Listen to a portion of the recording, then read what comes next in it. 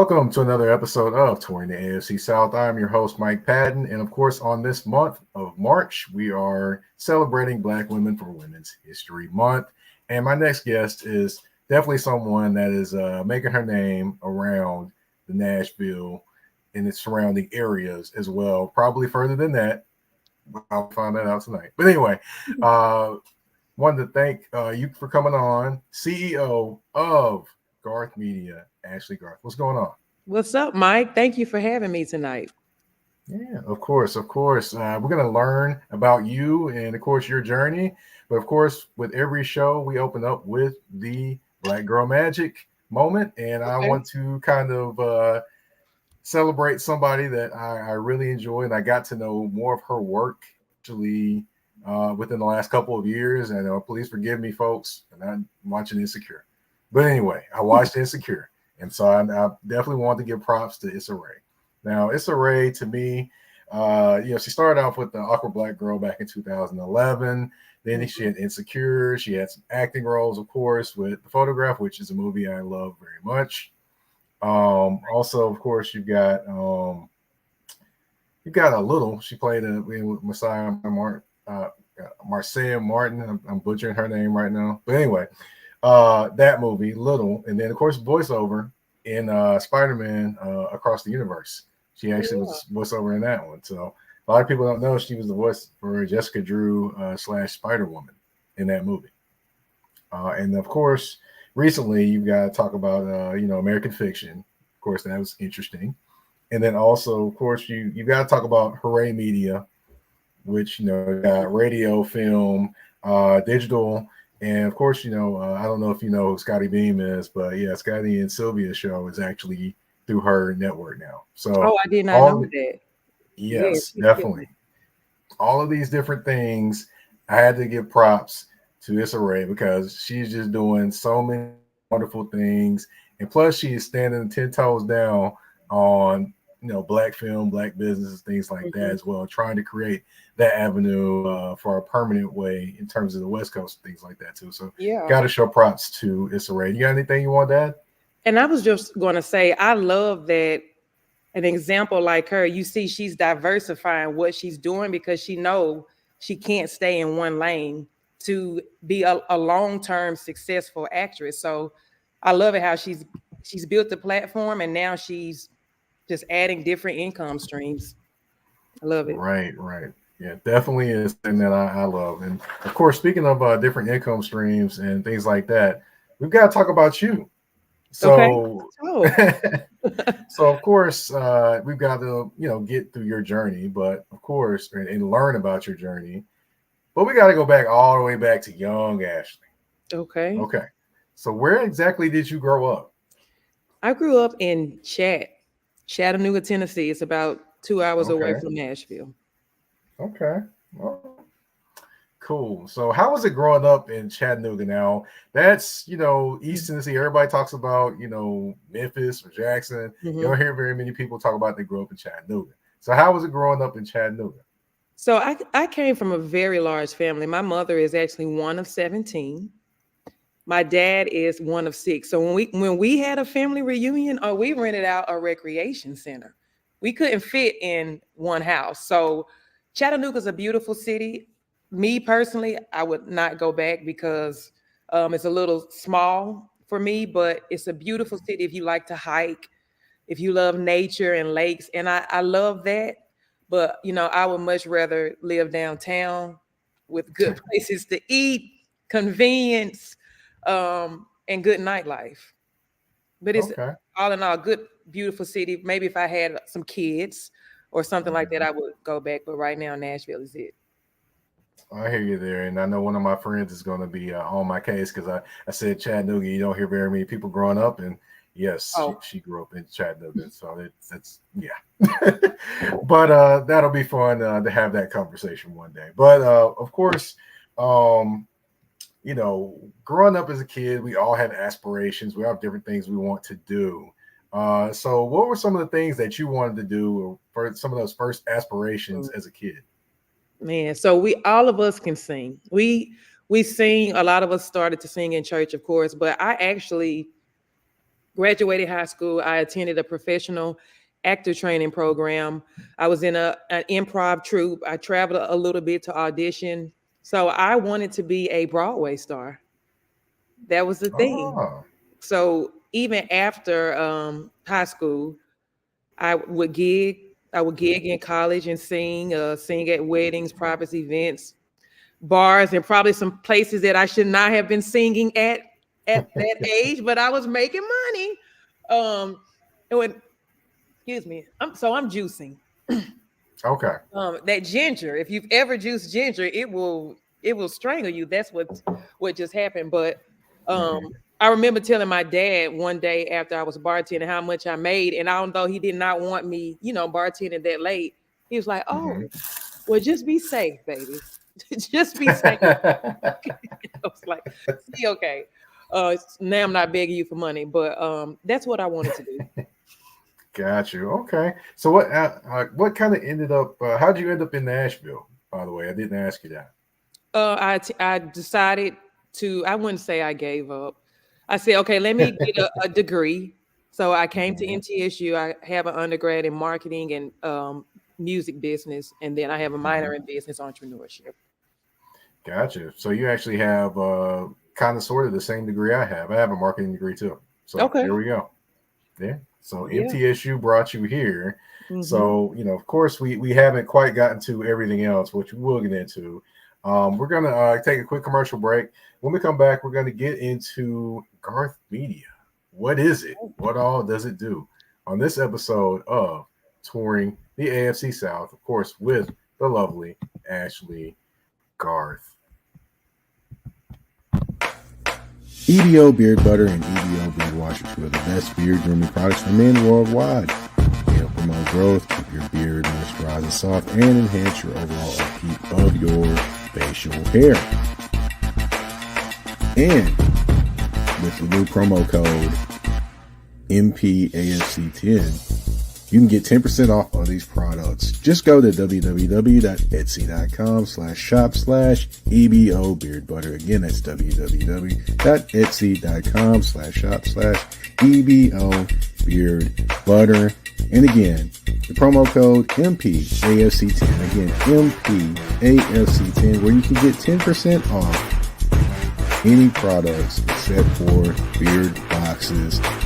So treat your beard better today by going to get these the EBO Beard Butter and EBO Beard Wash.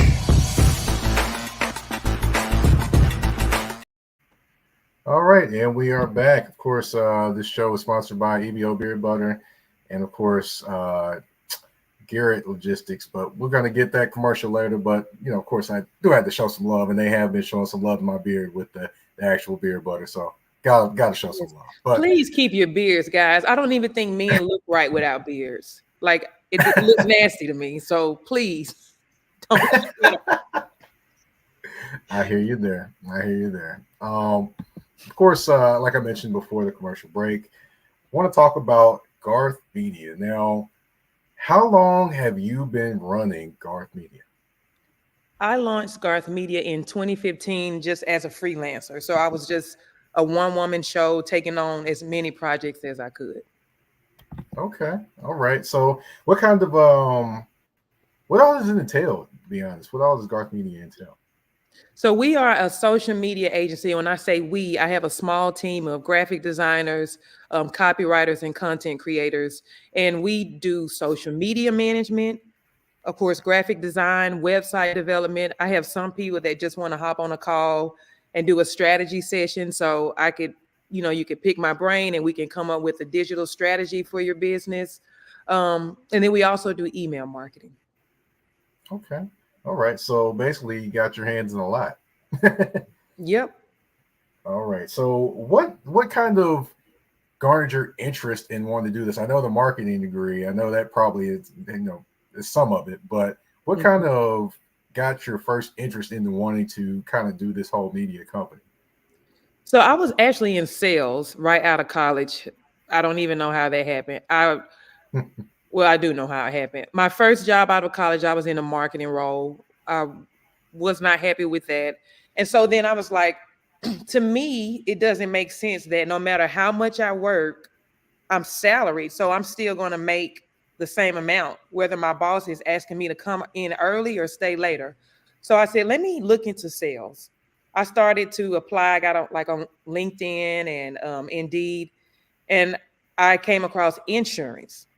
So I was like, okay, the more policies I sell, the more I can make. So I started with Liberty Mutual. I stayed with them for like a year, 2 years, and then I went out on my own as a broker. And then I got burnt out. And I'm like, okay, I went to school. I was bartending and singing to get this degree in marketing, and here I am in sales doing something that I don't even enjoy. So I said, what am I really good at? And at the time, it's social media was pretty hot. This was about, what was this, like 2010, 2011. And then going into 2015, when I launched, I said, you know what? All of these partners that I have that are in insurance and real estate, I'm going to see if they will let me run their social media. I don't have a portfolio, but let me just see if they'll rock with me. So they did. And I started to manage social media for us. I called them at the time power partners. And then it just kind of went off from that. I immediately realized that I didn't want to be a freelancer, just doing it on my own, because I had just created another job. I'm like, if I'm going to be this stressed out, I might as well go back to that job that I left. So I had a mentor at the time, and I talked about scaling. What do I need to do to have more people help so I can handle more projects and outsource more, but still make a profit? And so that's how Garth Media started, and we have been running ever since. Okay, so what was that feeling like, kind of first getting started in the business? Lost, just throwing darts, hoping something would stick. I didn't know what I was doing at the time. I didn't know about mapping out processes. I was just taking on clients. I put my phone number out there so anybody could just call at any time. Like, it was a disaster. But I eventually learned, like, if I really want this to make some real money and to be long-term, I have to think about, when I worked in corporate, what were some of their processes that they did, mimic that, and then really get a business mentor to help me to structure the business in the right way. All right. And, of course, your business is still growing and thriving. So what was one of the moments where you're like, okay, I think I might have made it here. I think I can do this. When I got a bookkeeper and I was looking at my P&L, and I was just like, oh, okay. Okay. Now that I see what's happening each month, and, it wasn't always like this. Some months it'll be like this. It could be seasonal. During the holidays, like, this was one thing I noticed. People's budgets change. They're looking at the budget for next year. So we had less projects at the end of the year. But once I really saw the numbers and they were actually accurate, and I was tracking them, that's when I really knew that it was worth something. All right. And for those that aren't aware, can you tell them what P&L is? Profit and loss statement. So my bookkeeper is everything that comes in and everything that goes out, there's an explanation for it. So if it's a subscription, I don't know, like, for example, we're on StreamYard. You probably pay a subscription for that. All of the subscriptions that you use to run your business, all the money that I pay my contractors, there's a profit and then a net gross, and it's actually telling me what I'm actually making. A lot of times we think that we're balling, but we don't really look at what our expenses are to really know what our net number is. So it's like, I'm not walking with 5K or 10K that month. I'm actually only walking with 1,500. Mm-hmm. Right. So yeah, don't get too excited.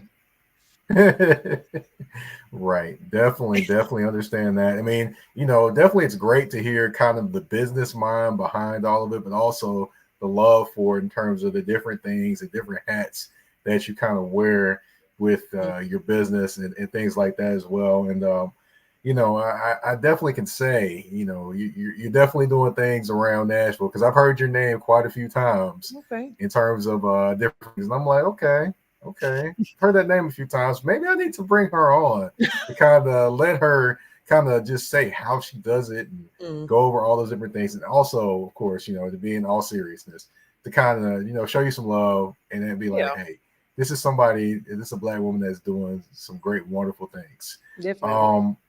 Thank you. And I want to pick your brain just a little bit more. I want to, ask about a little bit more of advice and things like that in the industry as well. I do have, of course, one more commercial break, but we'll be right back and we'll get into that and more on Touring the AFC South Women's History Month edition with CEO of Garth Media, Ashley Garth. A shift. A shift is something that happens and changes the dynamics. And that's what happened when Garrett Logistics was born. After 10 years as a sales pro in the logistics world of sporting goods, John Garrett decided to pivot to the world of freight and start a brokerage. So you're saying to yourself, why trust Garrett Logistics? Well, Garrett Logistics helps shippers improve overall workflow, along with increased on-time pickup and delivery percentages. Last-minute loads, multi-drop pickups, and more are part of the services with Garrett Logistics. They're available Monday through Friday, 7 a.m. to 6 p.m., and Saturday, 8 a.m. to 12 p.m., all times Central Standard Time. So give them a ring at 615-400-8484. That's 615-400-8484, or you can email them at john@garrettlogistics.co or visit their website at garrettlogistics.co. Garrett Logistics, where the motto is, it's not just freight to us, it's your business. All right, and we are back. And of course, like I mentioned before the commercial break, advice for people getting into the industry. Now, of course, I don't know what advice you received before you dove into this. Did you receive any advice? Oh yeah. What were some of the things that people told you before you dove into this? You're going to be working more hours in the beginning than you did working the job that you just left. And they were right. I was like, no way. Oh, absolutely. I would probably estimate I was working maybe 70 or 80 hours that first year. Wow. And on the weekend, including the weekends. Goodness gracious. I was wearing all the hats. Yeah. Sales, marketing, trying to squeeze in time to actually work on the projects. It didn't work. It doesn't work that way long term. Yeah, definitely. So, I got to ask, how important was it to you to kind of run your own business once you started your own business? It was very important to me because honestly, I had got so excited about even earning a degree to go and make money. I'm like, I got out there and I'm like, this can't be it. This sucks. I mean, I'm just like, I really feel like if I'm given the right tools and have the best mentorship, I can run a business on my own, a profitable business that's actually serving me. And I will add, I didn't mention this, work remotely for a corporate company. And I never felt this way until about 2 years ago. So COVID revealed that we don't have to go in the office to get shit done. And there are so many companies now hiring remotely. So I was like, wait, I can work remotely doing something I'm already doing, marketing, and still have my agency on the side. So I said I would never work for someone else, but I will work remotely for amazing benefits for myself and my dog. To be paid to come out and travel and have everything paid for. And also to learn from big organizations that have the budget. Like I have learned so much working for companies in tech. And now at this coaching firm, they coach $1 million clients. So I'm sitting there now at the table with companies that have generated millions. Not, we talk about, oh, got to get to 6 figures. What is that? Like, even on one of the calls today, we were talking to a client, and one of the things on the slides is if your goal is to get to 6 figures, you're going to die broke. And I hate to be that harsh, but that is the mindset that I'm like, you're right, because we talked about a P&L. By the time so many things, and we didn't even talk about taxes. Oh, I hate that. Yeah. Like once, everybody gets their cut. Like, what is 6 figures? So I forgot what the question was because I got excited. What was the original question? How important was it for you to run your own business? It was important because my creativity and my thoughts mattered, and I wanted to run a business the way that I run it and not be micromanaged and feel like I'm a puppet for something that I didn't even necessarily believe in. Gotcha. Okay. So I'm going to take it a step further. You are obviously a successful Black woman in business. How important was it to you to be a successful Black woman in business, in the example kind of for Black girls and Black women to kind of see you out there being successful and doing your thing? The word successful, and it's great. That's a compliment, and I receive that. But to be honest, I feel like I really am just at the peak of what I really feel like I'm meant to do.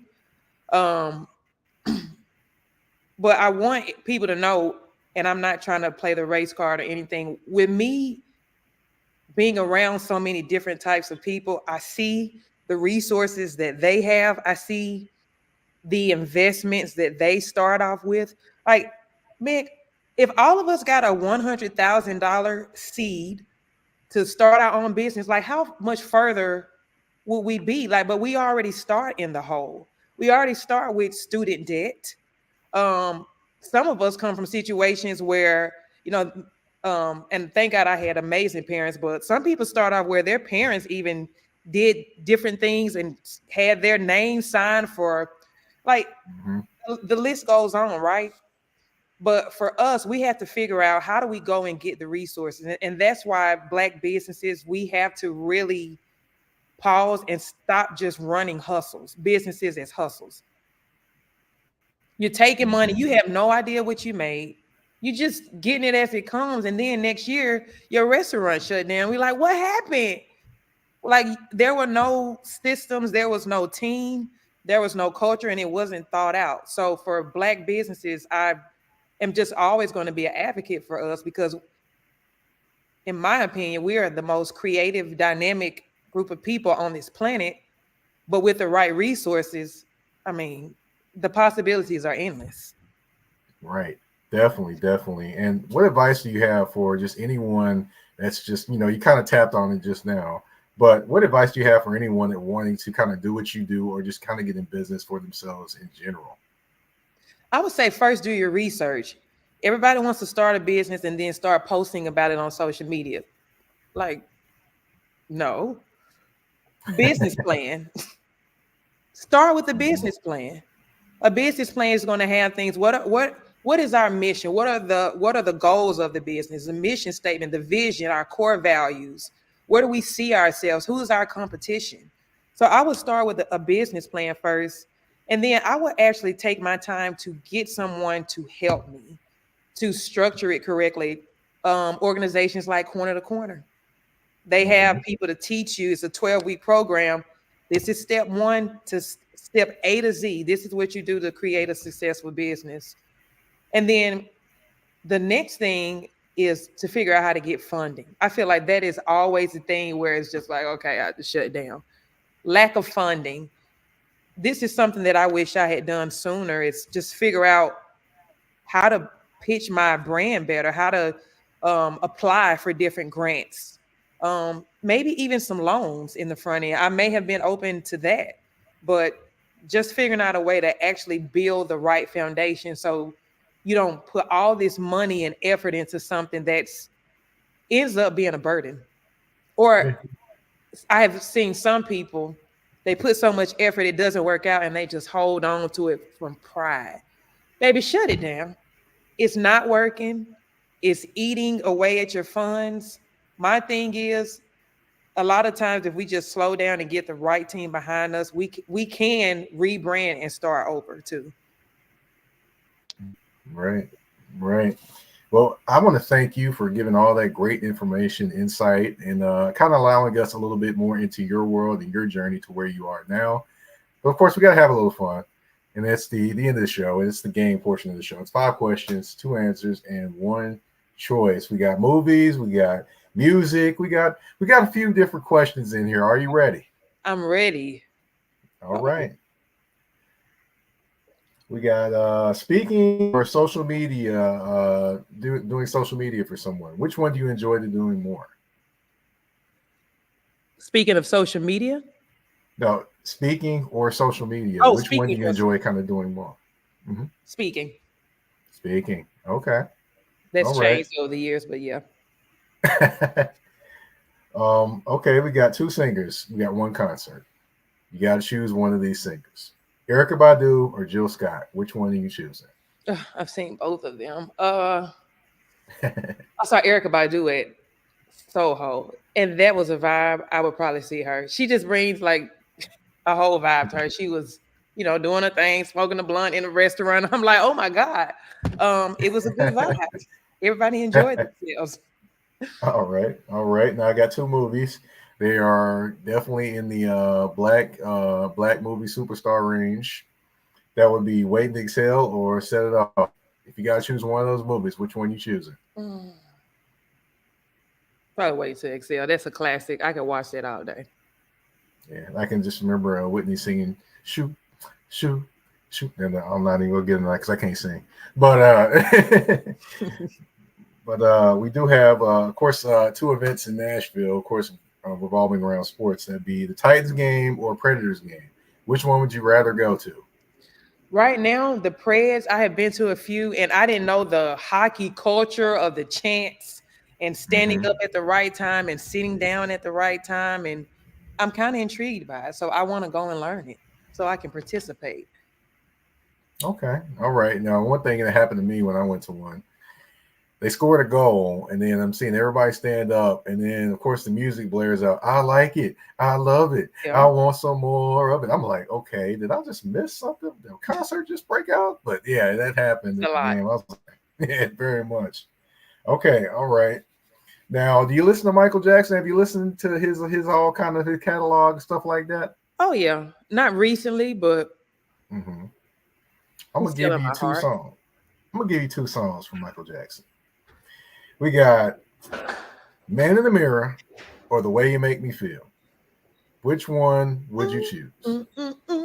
Man in the Mirror, definitely. Man in the Mirror. Okay, well, for those who don't know, Michael is from Gary, Indiana. I just wanted to choose that one just for the sake of doing it. But anyway, of course, throw a few facts out there anyway. Freddie Gibbs was born in Gary, Indiana, which a lot of people probably don't know. You got Denise Williams that sang Free, Silly, Let's Hear It for the Boy, born Gary, Indiana. Baseball pitcher LaTroy Hawkins, born in Gary, Indiana. Wow. NBA star Glenn Robinson, born in Gary, Indiana. And last but not least, former TSU star and NBA player Dick Barnett, born Gary, Indiana. Amazing, right? Indiana water. Give me some of that. I don't know, but there's a lot of greatness going on up there. Yeah. You got rappers, you got singers, you got baseball, you got basketball. I mean, you got it all. I'm pretty sure there's some football players that I probably missed, but hey, that's 5 questions, 2 answers, and 1 choice. You are off the hot seat. We have reached the end of the show. Ashley, thank you again for coming on. I want to give you the floor now to tell everyone what you're working on. Definitely got to tell them about the first Thursday of the month. Yeah. You always got to tell them about that. But yeah, of course, tell everyone what you're working on, where they can find you on social media and things like that. Yeah, thank you, Mike, again. So you guys can follow me at the Ashley Garth. You can follow my company at Garth Media. And what we're working on, this has actually been a new venture. This is our 3rd networking event. It's happening April the 4th at Bag Lady Fried Joint. And we have a networking event every first Thursday. And it's not the typical networking event. It's a networking party. Like not gonna say we turn up, but we have a good time. And not only the music, that's not the only thing that's different. I'm getting tongue tied, but we also have sponsorship levels. So for the past few months, we've had over 100 people. So small business owners in one space. So if you want to get in front of those business owners, we have a mic, we have a great sound system, and you can really do a 60-second elevator pitch promoting either your event or any special offers that you have. And then that sponsorship level also gives you other ways to get in front of an audience, like putting some of your items in our event bags that everyone leaves with. So I'm looking to have this thing go out for all of 2024. So if you can't make the one in April, just stop by every first Thursday and come network with us. There we have it. There we have it. And of course, if you don't know, I am the host of the show, Mike Patton. Of course, you can find me touring the AFC South on all listening platforms. That'd be Spotify, Apple Podcasts, Google Podcasts, iHeartRadio, Amazon Music, you name it, we are there. Of course, YouTube as well. Of course, you can find me on the artist formerly known as Twitter at MikePatton82. That's MikePatton 82 on, again, the artist formerly known as Twitter. Pay much respect to the artist formerly known as Prince or Prince. All right. Of course, you can find me on Instagram and Threads as well. That's THA, not THE, _general_MP. Again, thank you everyone for tuning in to this episode of Touring the AFC South with your host, Mike Patton. We're out. Peace.